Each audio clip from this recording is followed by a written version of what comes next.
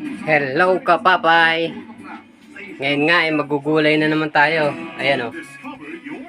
Ayan, gugulayin natin. Ayun. Dito meron na tayong kinain na nyo. Nakaready na rin yung ating sibuyas, bawang at luya.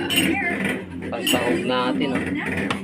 Dito lalagyan natin ng malonggay. Ito, umpisa na natin gatong sa uling. Dito tayo magluluto. Alright.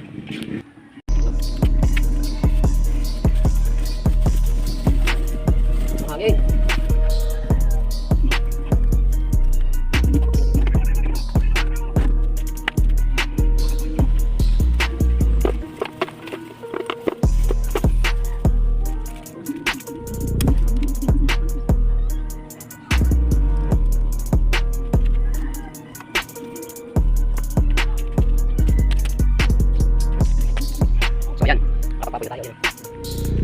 Pipigayin na natin to.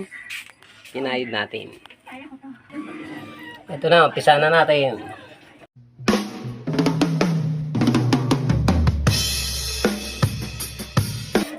Init.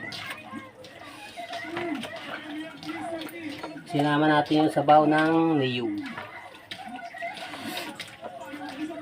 Para malinam na.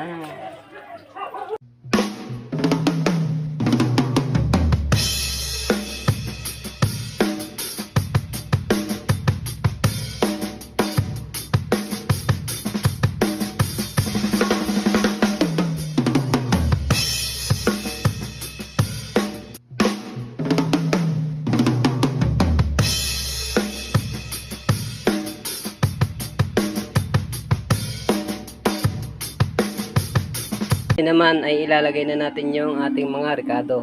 Ayan. Sabay-sabay na natin ilalagay sa gatayan. Ayan.